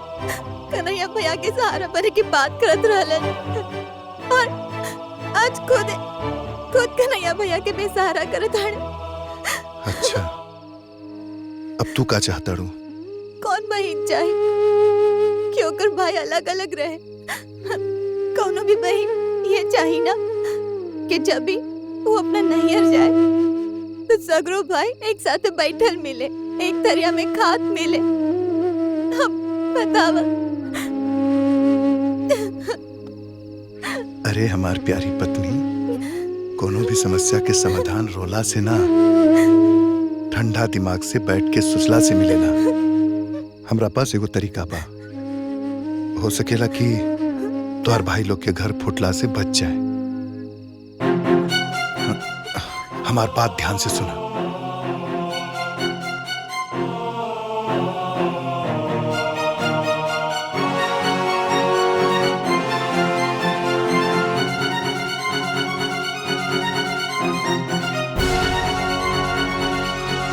जैसे हम कहता नहीं वैसे नहीं करा बस।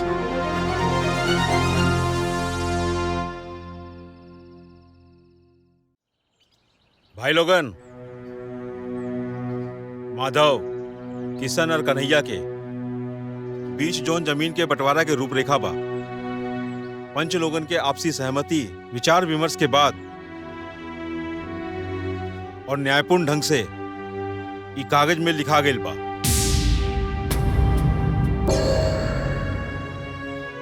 एक घर में 3 हिस्सा है, और जोन रोड के किनारे 6 बीघा जमीन बा ओकर 3 हिस्सा, और 27 बीघा जोन जोत के जमीन बा ओकर भी 3 हिस्सा बाकायदा नक्शा के साथ एक कागज में दर्ज बा।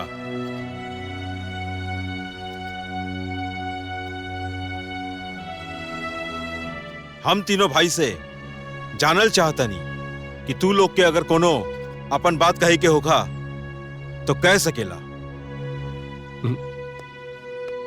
ना मुखिया जी, हमने के कुछ ना कहे। रहुआ के जब उचित लगे वो फैसला ली। फैसला सुनवला से पहले हम कन्हैया से कुछ पूछल चाहता नहीं, काहे से कि कन्हैया सबसे छोट बाड़न। काल के ई और चाहे जनता कबो ई ना कह सके कि हमरा सते नाइंसाफी भइल बा। बोला कन्हैया, तारा के कुछ कहे के बा?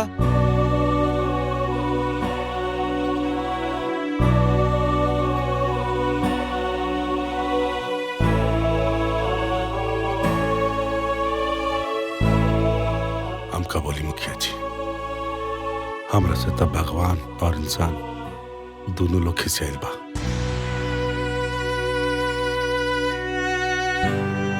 भगवान हमार हाथ काट देलन और इंसान हमरा से भरोसा और रिश्ता के डोर तोड़ देलन।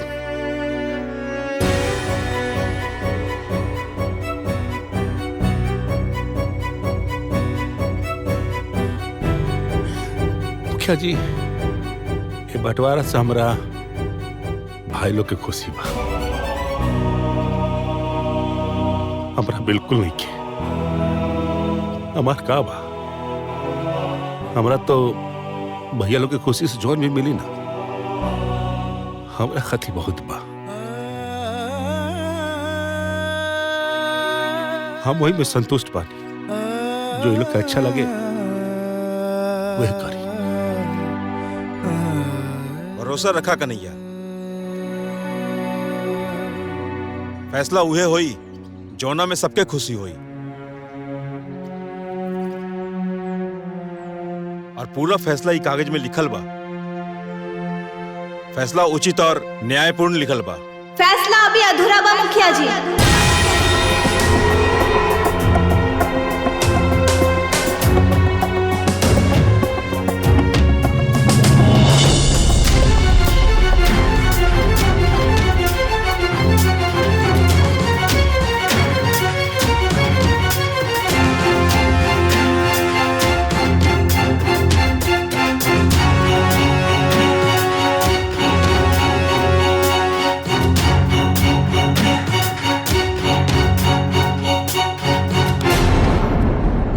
कागज फिर से बनी मुखिया जी, न्याय फिर से हुई।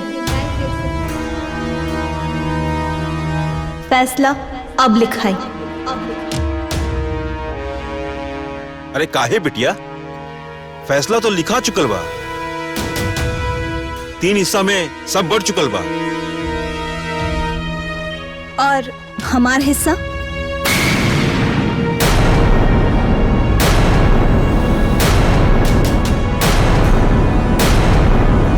तोहार हिस्सा? अरे तू तो बिटिया बाड़ू, तोहार हिस्सा कैसन? काहे? अपना माता पिता के औलाद खाली इहे तीनों जन हवन। हम ना है, हमो है ओ लोगन के चौथी औलाद।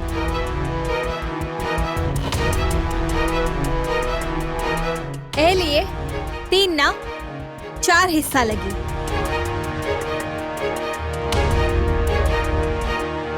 बेटी मुखिया जी, शायद आपके भारत सरकार के कानून मालूम नहीं है। भारतीय संविधान के तहत एगो नया कानून बनल बा, जौना में भाई के बराबर बहन के भी हिस्सा मिलेला।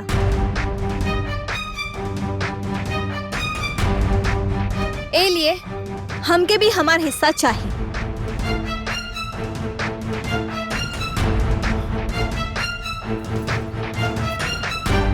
लेकिन समाज में एगो ये नई परंपरा चालू हो जाई कि हर बहन अपन भाई में हिस्सा मांगे लगी। बिल्कुल मांगे की चाहिए मुखिया जी। जो ना बहन के भाई लोभी, लालची, मक्कार और फरेबी होके,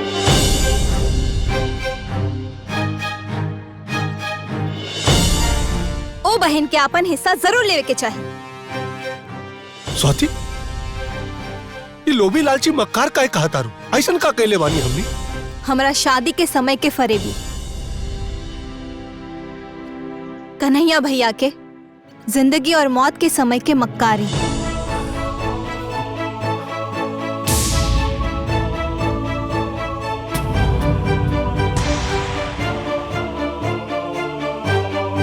हमारा शादी के समय जौना साजिश से कन्हैया भैया के सगरो पैसा लगावला,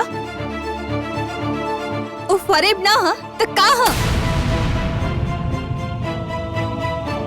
ओ मौत के मुहाने पे खड़ा रहन और तोहनी लोगन के राधिका भाभी के फोन सुन के साफ सुन गई।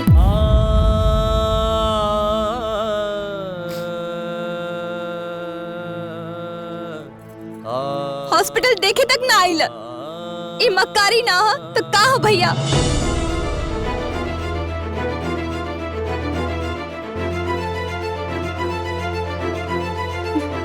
तोहनी लोग मेहरारू के चढ़ौले पर इतना नीचे गिर गईला कि ममता, प्रेम, भाईचारा सब भुला गईला। अरे भैया, महान बने के मौका बार बार ना मिलेला।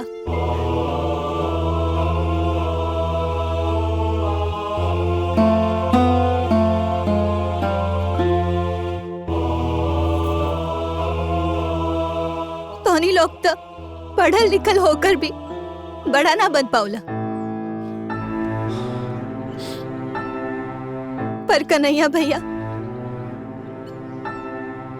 छोट होकर भी महान बन गईले।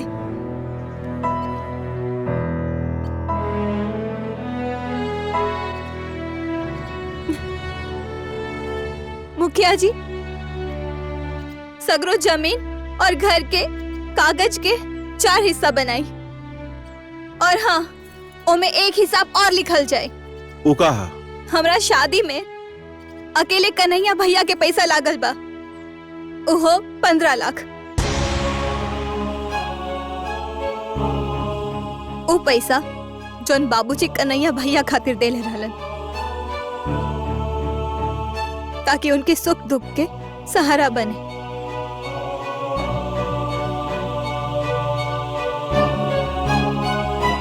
शादी के फर्ज तो तीनों भैया के बराबर के हिस्सा बनेला ना। ए लिए ई लोग पहले कन्हैया भैया के 5-5 लाख लौटाए,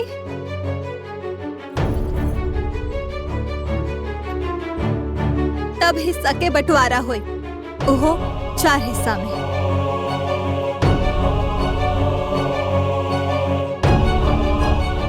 बेटी, तोहरे पास तो भगवान के दिहल अकूत संपत्ति बा, फिर तू का करबो हिस्सा लेके? हम कुछ भी कर मुखिया जी, लुटा दे, दान कर दे या ताला मार के रख दे, ताकि नैहर अइला पर हमके केहू के दुआरी अगोरे के ना पड़े। हम अपना दुआरी पे बैठो। बिटिया, तोहरा बात में बहुत बड़ा राज छुपल बा। हमरा के लगा था तू बंटवारा करावे नइखे आइल, बंटवारा रोके आइल बड़ी। बंटवारा से खाली घर और खेत ना बटाला मुखिया जी, रिश्ता नाता भी बढ़ जाला।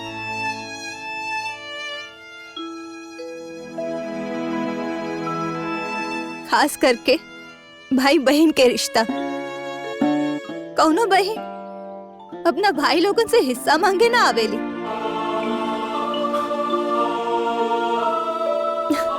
वो तो जब भी नैहर आवेली तो सिर्फ अपने भौजायन के प्यार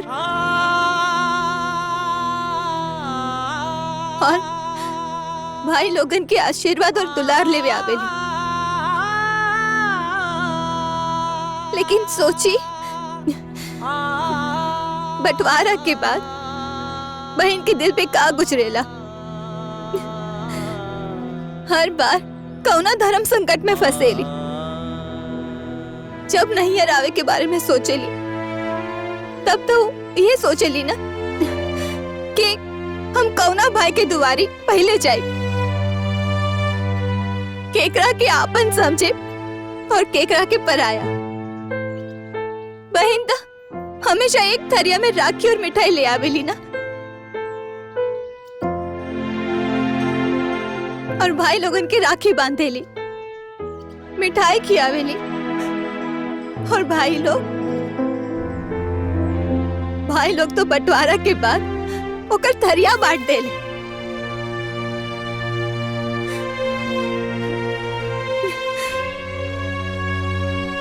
हम अपन बड़की भाभी से कुछ पूछे के चाहता नहीं।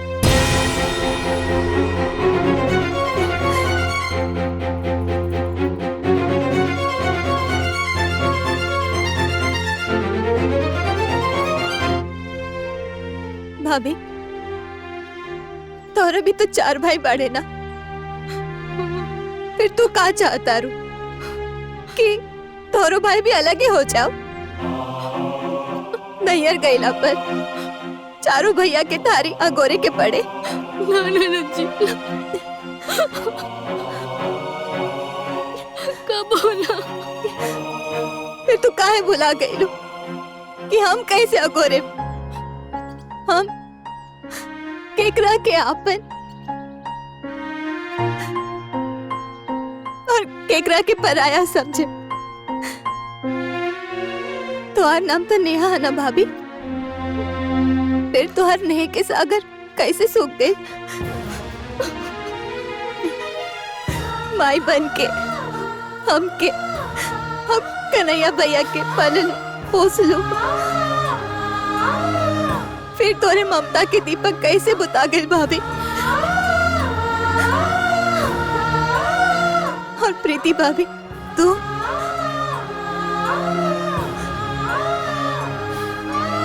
तो प्रीत के परिभाषा ही भुला गई।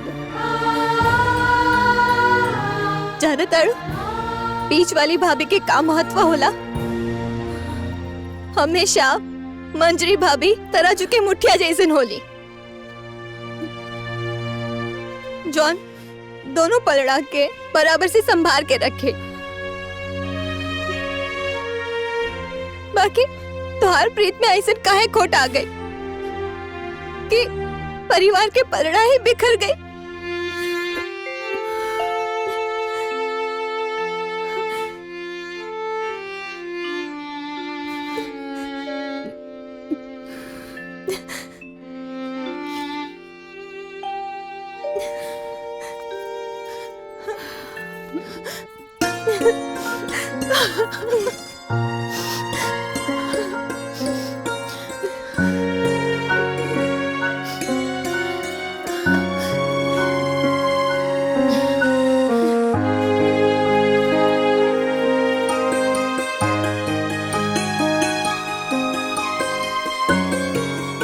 भैया रावण तक केहू भी बन जाला, लेकिन राम केहू केहू ही बन पावे। याद बा ओ दिन टीवी पर रामायण सीरियल देखत रहला, कहत रहला कि कितना महान भाईयन के प्यार बा। एक भाई दूसर भाई के खुशी खातिर राजपाट छोड़ के वन में जाता, दूसर भाई सेवा खातिर पीछे पीछे जाता और तेसर भाई कड़ाव माथे पर रख के ले आवता।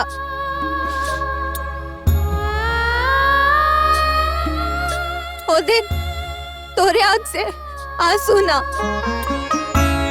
भाई खातिर एगो भाई के प्रेम बाहर आवत रहला।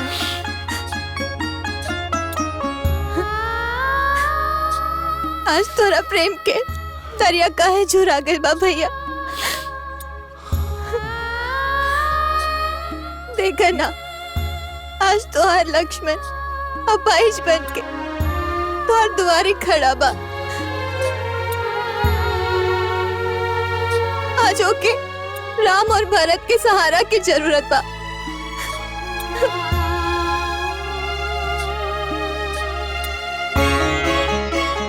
ओकरा के बेसहारा काहे छोड़ता रे भैया, ओकरा साथे ऐसन काहे करत बाड़ो भैया, बोलो भैया।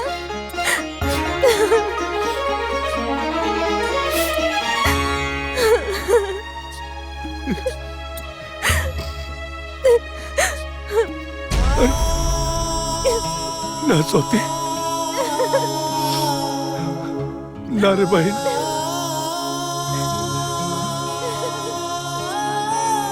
हम अपना भाई के कब्बू अपना से अलगा ना करब।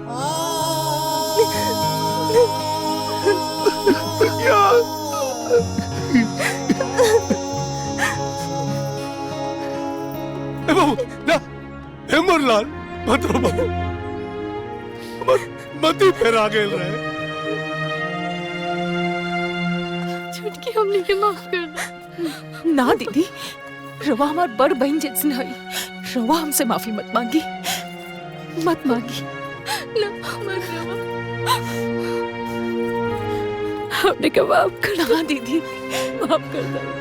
हमार बुद्धि भ्रष्ट हो गया रहे बाबू। आज हम अपना भाई अपना खून के अपना से अलग के देनी, आज के बाद हमारे दोनों भाई हमारे दूगो हाथ बढ़े,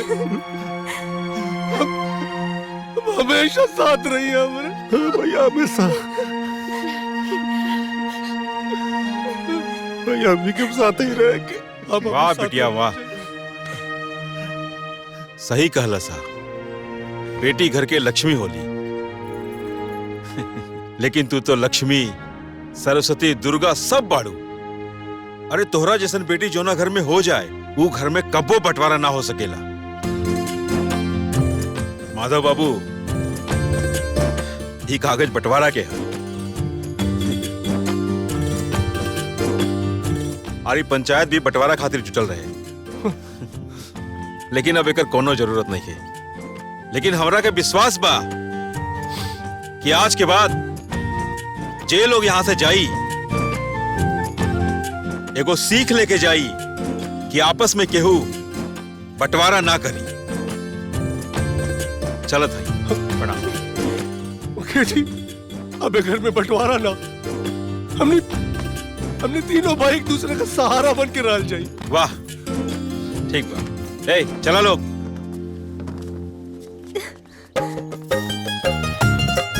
अब लोग आ जाए।